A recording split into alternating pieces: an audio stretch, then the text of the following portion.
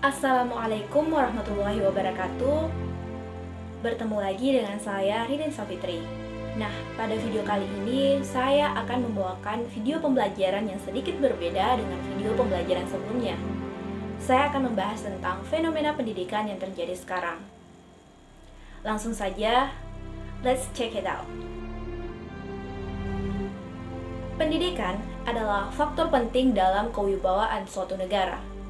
Kualitas pendidikan yang baik akan melahirkan generasi penerus bangsa yang memiliki daya saing yang tinggi dan mumpuni dalam berbagai bidang.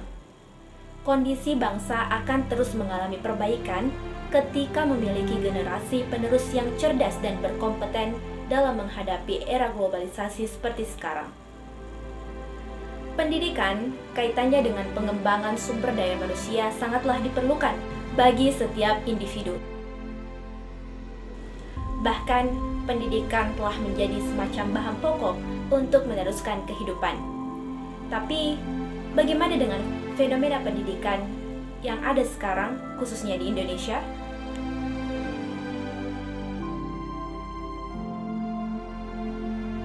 Kualitas pendidikan di Indonesia saat ini masih rendah menurut Bank Dunia atau World Bank.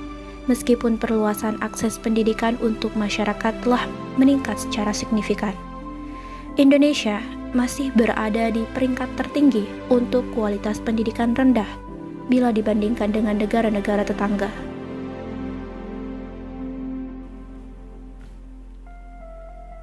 Peningkatan dari segi akses pendidikan masih belum merata walaupun jumlah siswa yang mampu bersekolah meningkat secara signifikan. Pemerataan akses pendidikan ini dapat dilihat dari penyebaran kualitas guru yang baik di setiap sekolah, pembiayaan yang sesuai dengan kebutuhan sekolah, partisipasi dalam tata kelola pendidikan, dan tidak adanya konsentrasi siswa pintar yang hanya di satu sekolah. Akses dan kualitas pendidikan yang merata akan membawa generasi muda yang lebih unggul. Indonesia yang separuh lebih penduduknya berusia produktif jelas akan memiliki sumber daya manusia yang berkompeten, sehingga jumlah angka pengangguran dapat berkurang. Selain akses dalam memperoleh pendidikan, kualitas pendidikan juga merupakan tantangan yang harus diselesaikan. Penyebabnya, yaitu masih rendahnya mutu pendidikan Indonesia adalah masalah manajemen, efektivitas, dan efisien belajar anak di sekolah, serta standarisasi pengajaran. Menanggapi hal ini, Menteri Keuangan Sri Mulyani Indrawati mengatakan bahwa kualitas pendidikan di tanah air masih menjadi tantangan bagi pemerintah. Padahal, dari sisi anggaran, dana untuk pendidikan telah mencapai 444 triliun atau sekitar 20% dari total belanja anggaran pendapatan dan belanja negara atau APBN 2018. Begitu juga dengan kurikulum dan textbook. Itu penting agar negara bisa menyiapkan strategi dalam membangun SDM dengan tantangan yang ada. Misalnya, industrialisasi, teknologi yang berubah, dan keterbukaan informasi. Kurikulum yang terpusat menjadikan kondisi pendidikan di Indonesia semakin rumit. Kurikulum dibentuk hanya didasarkan pada pengetahuan pemerintah tanpa memperhatikan kebutuhan masyarakat.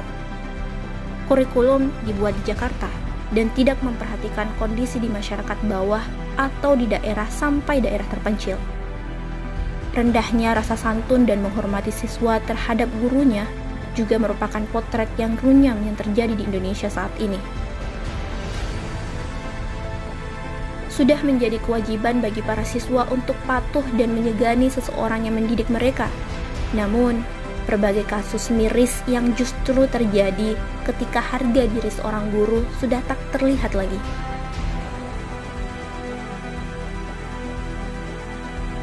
Contohnya, kasus pemukulan yang dilakukan oknum murid SMA N1 Torjun Sampang, Madura terhadap gurunya hingga meninggal dunia menjadi pekerjaan besar atau PR bagi semua elemen bangsa. Begitupun dengan kasus seorang guru sekolah menengah pertama SMP Darussalam Kecamatan Pontianak Timur, Nurul Kurniawati menjadi korban penganiayaan yang dilakukan oleh muridnya sendiri yang berinisial NF. Banyaknya kasus siswa yang menganiaya dan tidak menghormati gurunya menjadi tamparan keras bagi dunia pendidikan tanah air. Pendidikan seharusnya menjadi wadah setelah keluarga dalam membentuk karakter siswa yang berilmu dan bermoral. Guru yang menjadi pedoman haruslah memberikan contoh perilaku yang baik dan mengerti bagaimana cara mendidik siswa. Para orang tua memiliki andil besar dalam mengarahkan karakter anaknya. Siswa yang santun dan menghormati guru merupakan seorang anak yang mendapatkan bimbingan yang baik dari kedua orang tua dan lingkungan tempat tinggal mereka. Sekolah perlu memperkuat pendidikan karakter bagi para siswa dan meningkatkan kompetensi guru dalam penguasaan kelas.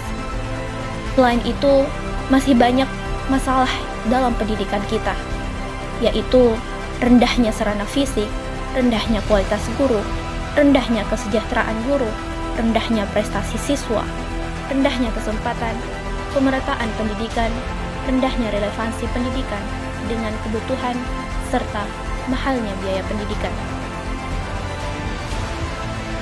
Dengan meningkatnya kualitas pendidikan dan melakukan pemerataan terhadap akses pendidikan merupakan kunci sukses dalam pembentukan generasi penerus yang cerdas dan bermutu. Terlebih, kita dihadapkan pada era globalisasi yang menuntut adanya perubahan ke sistem pendidikan nasional lebih baik dan dapat memenuhi kebutuhan dalam segala bidang.